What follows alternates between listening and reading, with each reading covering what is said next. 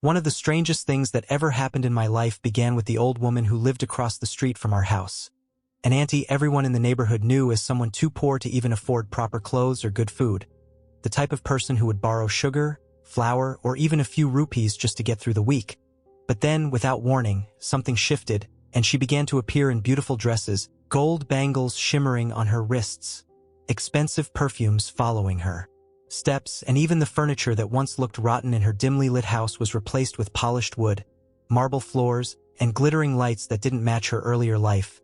And whenever we asked her where all this sudden wealth had come from, she would smile in a strangely rehearsed way and say softly, "My husband sends money, he works abroad, he takes care of me." But the truth was that none of us had ever seen her husband, not once in all those years, not even in a photograph, and whispers began to float in the neighborhood, dark whispers that perhaps she had no husband at all, that maybe something else was happening inside that house. So one night, driven by curiosity, I decided to watch her more closely, and what I saw unsettled me. At midnight, she would drag large black bags from her basement door, and men in black vans with covered license plates would come, collect them, and disappear without a word, and my heart raced with both terror and fascination. So I did what any reckless soul would do.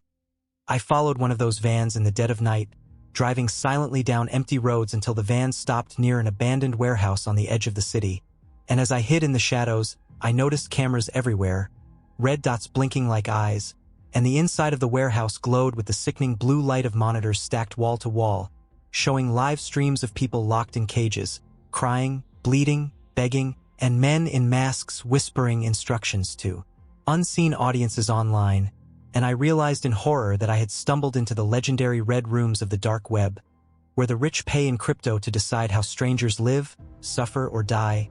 And before I could process it, I saw her, our auntie, calmly walking into the warehouse, her face cold and expressionless, no longer the kind and humble woman we knew, but a completely different creature, giving orders to masked men, collecting thick envelopes, counting digital wallets on a laptop, laughing with the type of confidence only true predators have. And it hit me with paralyzing dread that the poverty we all saw had been an act, a mask she wore until the business grew enough to shine. And her story about a husband abroad was nothing but a shield, because her real husband, if he ever existed, was either dead or replaced. For the truth was that she herself was running an empire of horror, and the wealth she flaunted was soaked in screams and blood. Yet when she stepped out of the warehouse, her dupatta neatly placed, she transformed again into that smiling auntie, waving politely at strangers on the street as though she had nothing to hide. And I couldn't tell anyone what I had seen, because who would believe me? A simple neighbor accusing a harmless old woman of ruling one of the darkest corners of the internet.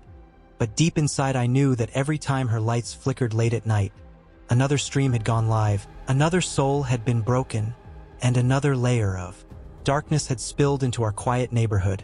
And though my fingers itch to tell you more, though my heart races even now as I recall her chilling smile, I leave you with this question that haunts me still.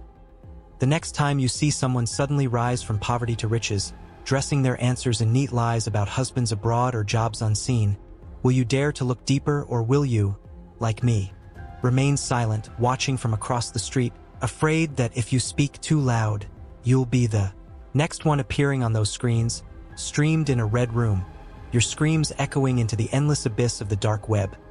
So if you're still watching this story unfold, hit the like button, subscribe, and remember, sometimes your curiosity is the only thing standing between you and the nightmarish truth that waits in the shadows.